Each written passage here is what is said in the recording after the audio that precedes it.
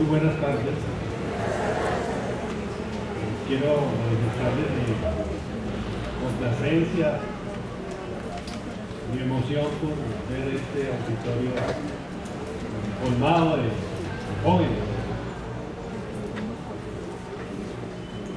Creo que a ustedes quienes les va a tocar coger la posta de los que ya tenemos un buen tiempo por este mundo para continuar la lucha si es necesario para defender nuestra, como dice el Papa Francisco, nuestra casa común. Hoy quiero hacer una charla, pero poderla sintetizar bien, que se llama, como está visto aquí en la diapositiva, ecosocialismo, alternativa radical a la catástrofe ecológica capitalista. Estos son mis datos, ahí está mi nombre. Yo soy economista, soy docente de la Universidad del Tolima y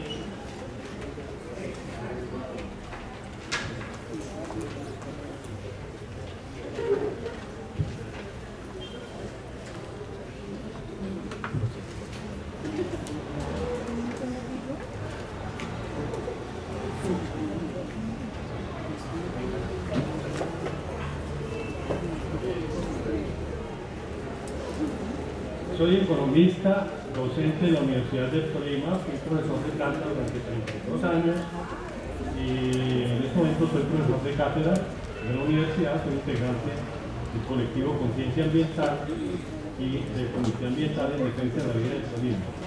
Además soy miembro de la Red Socialista Colombiana. La mayor parte de las ideas que voy a presentar aquí han sido de alguna manera extraídas de esta obra cuya carátula estoy presentando en esta diapositiva. Se llama, igual que se llama la conferencia, Ecosocialismo, alternativa radical a la catástrofe ecológica capitalista. Digamos que para hablar de la crisis ecológica es necesario hablar de las crisis en general. Hay una confluencia de varias crisis, se habla de crisis de civilización, de crisis económica, de crisis alimentaria, de crisis ambiental, y pues no nos vamos a referir a todas ellas, pero creo que sí es necesario partir de la idea de que hay una crisis económica y una crisis ecológica. De las dos, la crisis ecológica es la más grave. En el año de 2007-2008 estalló una crisis económica global que se inició con la quiebra del gigante financiero de Estados Unidos, Lehman Brothers, y siguió con todo el sistema financiero, casi todo el sistema financiero norteamericano se quebró, y además el sector productivo también. Por ejemplo, los tres grandes de Detroit, General Motors, Ford, Chrysler, se quebraron. Y la única manera de sacar a flote a esos que se quebraron fue la intervención del papá Estado, el Estado de la Reserva Federal Norteamericana, que es el Banco Central de los Estados Unidos, y el gobierno norteamericano, que sacaron de los impuestos que pagan los ciudadanos norteamericanos para salvar al capital financiero y al capital industrial que venía en una crisis muy profunda. Esa crisis se expandió por todo el mundo, esa crisis económica, y aún esa crisis no se ha sorteado. Digamos que en Estados Unidos en 2013 se inició una recuperación de la economía. Ustedes saben que Estados Unidos es una de las economías más importantes a nivel global. Se inició una recuperación en 2013, pero esa recuperación ha sido una recuperación vacilante, una recuperación mediocre, digámoslo así. Y no ha pasado su tasa de crecimiento del 2%. Bueno, en el último trimestre se anunció que había crecido al 3.9%. Eso puede ser un síntoma de que la economía norteamericana arranca en un ciclo fuerte de crecimiento económico que podría estar indicando que esa crisis económica se comienza a dejar atrás. Y esa es una primera observación que yo quisiera hacer. Sin embargo, estas crisis provienen fundamentalmente de lo que se conoce como la crisis de la civilización capitalista industrial moderna. Esta crisis se inicia fundamentalmente con la revolución industrial a mediados del siglo XVIII. Más o menos en 1750 se da la revolución industrial en Europa Occidental. Fundamentalmente los cuatro principales países que se industrializaron fueron Inglaterra, Francia, Bélgica y Holanda. Es una primera oleada de industrialización donde se convirtió Europa Occidental en la fábrica del mundo, que exportaba sus mercancías y sus manufacturas al resto del mundo. Es allí donde se inicia la crisis de civilización del mundo del capitalismo industrial moderno. El capitalismo tiene dos características. Digamos, tiene muchas características, pero tiene dos características que son fundamentales. En primer lugar, es un régimen que tiene una irracionalidad general, aunque también está acompañado de una racionalidad parcial. En otras palabras, dentro de cada empresa capitalista es posible tener una planificación científica perfecta. Una empresa, por ejemplo, productora de automóviles, que va a producir, digamos, en el año, tiene una meta de producir 100.000 automóviles, pues no va a producir 150.000 chasis, porque solo necesita 100.000 chasis. Y si produce menos, pues va a haber una dificultad en el desarrollo de la producción a nivel de la empresa, de la fábrica. Luego, al interior de la empresa existe una racionalidad perfecta, parcial, pero en su conjunto el sistema capitalista es un sistema irracional. El sistema capitalista se caracteriza porque es un sistema, el sistema capitalista es una economía de mercado, y como toda economía de mercado se apoya en la competencia de unos por otros, de unos contra otros. ¿Qué es la competencia? La competencia no es otra cosa que una guerra entre distintos productores de mercancías, productores capitalistas. ¿Cómo se da esa competencia? Pues un capitalista que controla el 10% del mercado, ese capitalista quiere controlar el 20% o el 30% del mercado, y todos los capitalistas actúan de la misma manera, compiten entre sí por apoderarse del mercado. ¿Por qué razón? Porque si se apoderan del mercado pueden obtener más ganancias, más plusvalías, y por lo tanto pueden acumular más capital. El sistema capitalista es un sistema que se basa en la acumulación ilimitada de capital. Es decir, si un capitalista invierte 100, espera obtener al finalizar en las ventas 150, es decir, obtener una plusvalía, una ganancia de 50. Y luego en el ciclo siguiente invierte los 150 para obtener 300, por ejemplo. Entonces allí van teniendo otra plusvalía adicional de 150. Y así sucesivamente en un ciclo sin fin. El capitalismo es un modelo de acumulación de capital ilimitado. Si el capital no acumula capital, perdón, si el capitalista no puede acumular capital, le pasa lo que le pasa a los ciclistas. Cuando un ciclista deja de pedalear, ¿qué le pasa? Se cae. Lo mismo le pasa a un capitalista. Cuando un capitalista no puede acumular capital, ¿qué le va a pasar? Se muere el capitalista, sale de la competencia. Entonces los capitalistas, ¿cómo compiten en el mercado? Lo hacen a través de una actividad que se llama la innovación tecnológica. Es decir, invierten en mejores maquinarias, mejores sistemas de producción, mejor administración de la producción, mayor sobreexplotación de la fuerza de trabajo, para con eso disminuir costos de producción. Es decir, al disminuir los costos unitarios de producción, se pueden dar el lujo de bajar los precios de venta.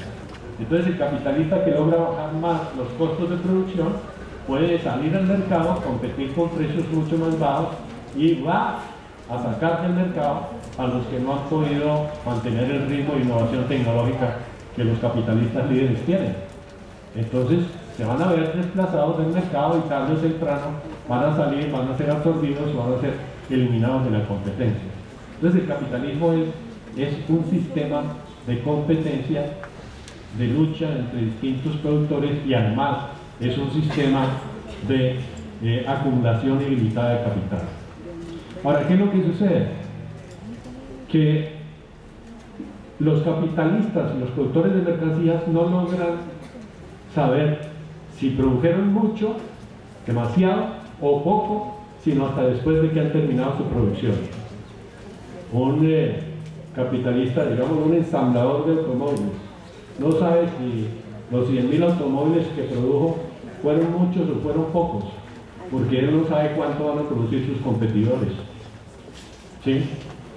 Digamos, si estuviéramos mirando en el caso de la agricultura, si la demanda es de 500 quintales de arracacha, saben que Cajamarca es el primer productor de arracacha del país, ¿cierto? Digamos que si la demanda de arracacha en Colombia fuera de 500 quintales y que Cajamarca abastece esa demanda de arracacha, cada agricultor va a buscar producir, sembrar arracacha en su pequeña parcela dependiendo de cómo esté el precio de la arracacha. Si el precio de la arracacha está elevado, pues va a haber muchos agricultores que van a sembrar arracacha, porque sería un buen negocio si el precio está muy alto. Pero como todos van a hacer lo mismo, o una gran cantidad de agricultores van a hacer lo mismo, ¿qué va a pasar? Que si la demanda es de 500 quintales, es posible que la producción, la oferta de arracacha sea de 1.000 o 1.500 quintales. Entonces, ¿qué va a suceder con eso? Pues que va a haber un exceso de producción, los precios van a colapsar y se va a quebrar mucha gente. Van a desaparecer como productores de mercancías muchos agricultores. ¿Y qué es lo que pasa frecuentemente en la agricultura y en general en todas las actividades de la producción? Entonces el capitalismo tiene esa irracionalidad, puede generar una capacidad productiva muy superior a la capacidad de absorción del mercado y se presenta de manera periódica, de manera frecuente. La última crisis que se inició en el año 2008 fue una crisis típica de sobreproducción. Para mencionarles un solo caso, si examina, otro elemento antes de mencionar el caso, la competencia no es una competencia que se dé solamente a escala local, en un mercado o en un municipio o en una ciudad. Es una competencia que se da además de escala local, además a escala regional, a escala nacional y a escala mundial. La competencia es a escala mundial. Hoy en día la competencia se hace mundialmente a través de las llamadas empresas transnacionales o multinacionales, que unas luchan contra otras por apoderarse del mercado mundial, tal como en el ejemplo que les puse yo de la arracacha. Hay unos que se quiebran y otros que salen adelante y después ese relevo se va agudizando mucho más y esa competencia se va agudizando mucho más. Entonces, el capitalismo se caracteriza por esa situación. La situación es tan grave que muchos analistas han considerado que si se examina el mercado de textiles, confecciones y calzado, si se cerraran todas las fábricas en el mundo, en el planeta Tierra, de textiles, confecciones y calzado, y solo se dejaron funcionando las fábricas de China, de textiles, confecciones y calzado, China sería capaz de abastecer al planeta entero y además le sobraría capacidad de producción a China. Eso muestra el dramatismo que genera la irracionalidad del sistema capitalista, porque muchas de esas mercancías se pierden, es trabajo dilapidado. Cuando un productor agrícola no puede vender sus arracachas porque el precio cayó, pues es una pérdida. Nosotros lo hemos visto muchas veces, quienes viajamos por algunas zonas donde se especializan en la siembra de tomate, Cuando hay una sobreproducción de tomate, los agricultores ni siquiera cosechan el tomate, dejan que se pudra en la cerca donde está colgado el tomate. ¿Eso qué es? Eso es una pérdida de recursos. Esos recursos podrían haberse invertido para tratar de satisfacer, de producir otras necesidades que satisfagan necesidades humanas. Entonces el capitalismo se caracteriza por esa irracionalidad global, aunque al interior de cada unidad productiva haya una racionalidad parcial. Ahora, esta crisis que se ha presentado no es la crisis final del capitalismo. La crisis que se inició en el 2008, de la cual no ha habido todavía una recuperación a escala global.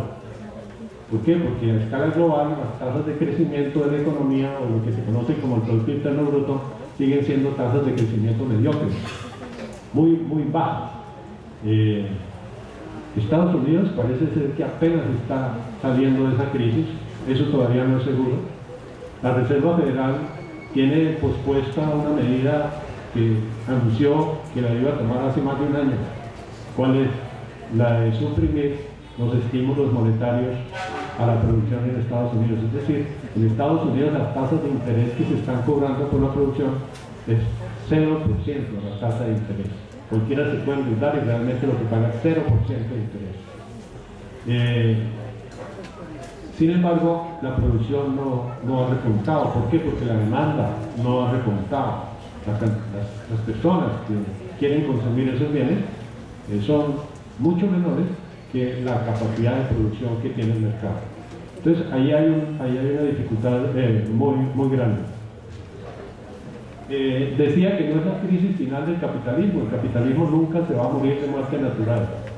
La única manera de acabar con el capitalismo es derrocando el capitalismo. No hay otra forma de acabar con el capitalismo. El capitalismo tiene siempre salidas.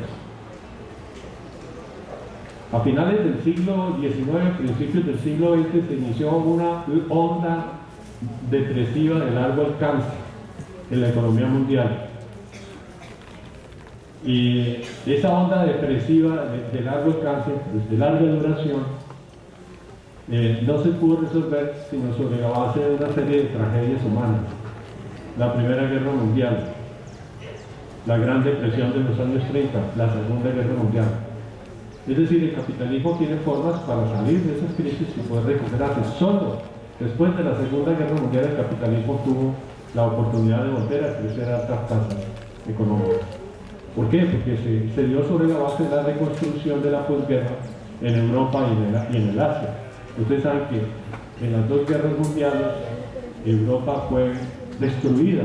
Toda la infraestructura civil y toda la infraestructura productiva fue exterminada por la Primera Guerra Mundial. No solamente las pérdidas materiales, sino las pérdidas humanas. 40 millones de muertos en la Primera Guerra Mundial. 100 millones de mutilados y traumatizados por la guerra. Y luego se repite el ciclo con la Segunda Guerra Mundial. Hubo ciudades en la Segunda Guerra Mundial que fueron literalmente barridas del mapa. Ciudades como Hamburgo, en Alemania, donde no había hombres en armas o ejércitos, fueron literalmente aniquiladas por la aviación aliada, donde los muertos pasaron de cerca de 100.000 personas. Igualmente pasó en Tokio. La aviación aliada, día y noche durante meses enteros, golpeando con bombardeos en Tokio, pues hubo más de 100.000 muertos civiles en Tokio. Y en 1945 el presidente Harry Truman da la orden de que detonen 2 bombas atómicas en las islas de Hiroshima y Nagasaki, produciendo en 30 segundos 100.000 muertos en Hiroshima y en Nagasaki, fuera de todas las secuelas que quedaron después de esta utilización de las bombas atómicas. Entonces el capitalismo no se va a morir de muerte natural. El capitalismo trata de saltar y de sortear las dificultades que tiene sobre la base de este tipo de fenómenos que no nos es extraño, vea lo que está pasando en el Medio Oriente. En el Medio Oriente hay una guerra. Ya se involucró Rusia esta semana, la semana pasada, Rusia, los aviones rusos entraron a Siria. Y ya las fuerzas de la OTAN estaban mucho tiempo atrás allí. La OTAN destruyó Libia. Libia era un país árabe del norte de África que tenía un régimen, es cierto que estaba gobernado por un tirano, pero es a los libios a los que les correspondía la obligación de derrocar a ese tirano, no a la OTAN. Y la OTAN lo hizo fue fundamentalmente para quedarse con el petróleo libio. Así como fue la historia de la invasión a Irak. A Irak lo invade Estados Unidos, apoyado por Inglaterra y por España, lo invade diciendo una mentira, que en Irak Saddam Hussein tenía armas de destrucción masiva y que además Saddam Hussein había estado involucrado en los atentados a las Torres Gemelas, y todo eso se demostró que era falso. Los Estados Unidos y todas estas potencias que invaden el territorio de Irak y que derrocan a Saddam Hussein, que es cierto era un tirano, pero era el pueblo iraquí el que tenía que hacer esa tarea de derrocar a ese tirano y no que otro viniera a hacerlo. Finalmente se descubrió que era para quedarse con el petróleo iraquí.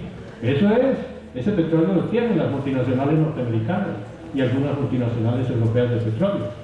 Entonces, el capitalismo tiene sus formas de sortear esas crisis, y una manera es escalando hacia adelante en fenómenos como la guerra. No sabemos qué nos va a costar salir de esa crisis, de esa onda depresiva de largo alcance que hubo a principios del siglo XX.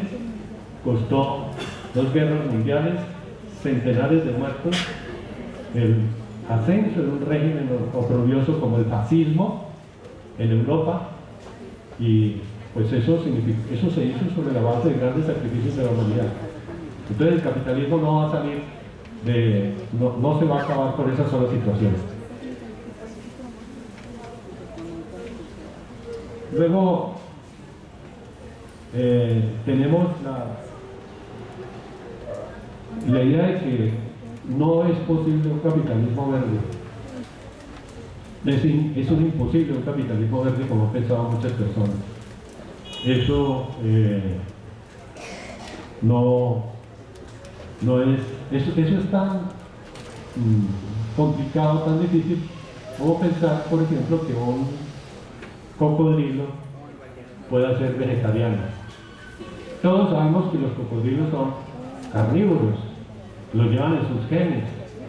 Entonces, no pensar que puede haber un capitalismo verde que respete el medio ambiente y que vaya en contra de la lógica de las ganancias de las compañías, del capital, del gran capital, pues es pensar que el capitalismo puede ser reformado, puede ser modificado para hacer un capitalismo, como dicen algunos, con rostro humano. No es posible un capitalismo con rostro humano. No es posible encontrar un capitalismo que respete el medio ambiente. El otro punto que quiero tocar es el del cambio climático y el calentamiento global.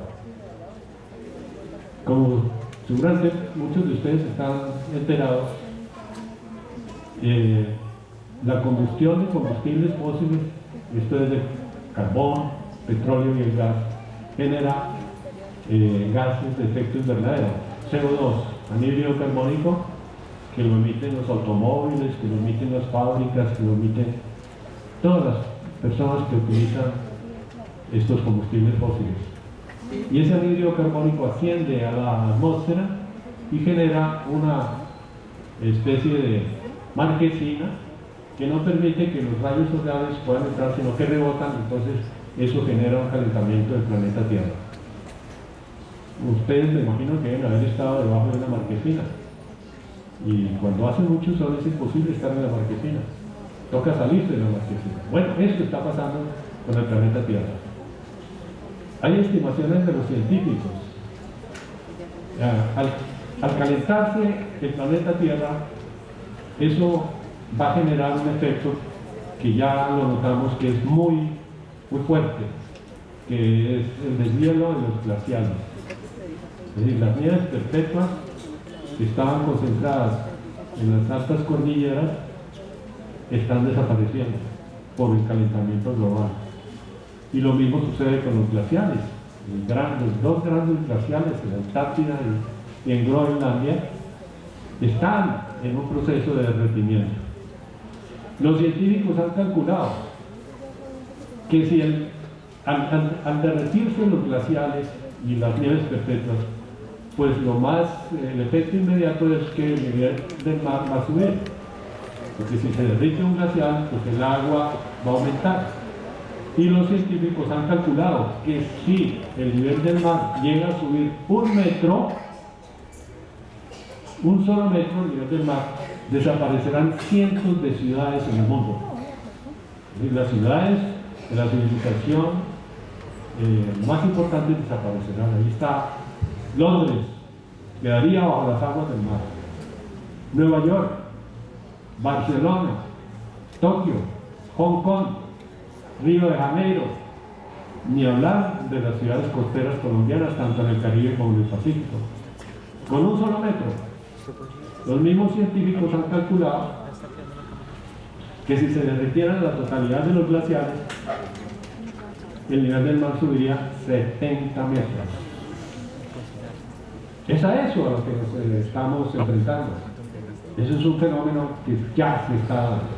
Si ustedes han visto en los noticieros, se van a dar cuenta que muestran las imágenes brutales de los glaciales derritiéndose, cayendo al mar. Bueno, y si llegara a suceder eso, ¿qué pasaría? ¿No se les hace muy parecido al diluvio universal de Noé? Es a eso lo que estamos sometidos. Ese es el riesgo al que estamos sujetos en este momento. Es una catástrofe ecológica sin precedentes en la historia humana. Para volver a una catástrofe similar, habría que retroceder a eras como el Pleistoceno o el Holoceno, qué sé yo. Pero es una catástrofe sin antecedentes en la historia humana. Esta catástrofe pues amenaza con la desaparición de la vida en el planeta. No solamente de la vida humana, sino de toda forma de vida. Amenaza. Eso los científicos están conscientes de los riesgos que se están viviendo en este momento.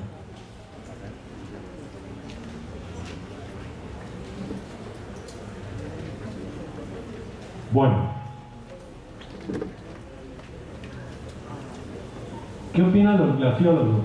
Los glaciólogos son los científicos que están encargados de estudiar este fenómeno del calentamiento global y de la celeridad con que se está produciendo el fenómeno del derretimiento de los glaciales. Los glaciólogos están confundidos. Los modelos que tienen no funcionan, porque el ritmo al cual se está produciendo este fenómeno del deshielo de los glaciales está dándose a un ritmo mucho más acelerado que el que ellos podían haber estimado. No saben realmente, lo único que saben es que ese deshielo se está produciendo a ritmos realmente asombrosos. Entonces, ¿cuándo va a suceder esto? Se preguntan algunos. Algunos han dado una cifra, un año, el año 2100.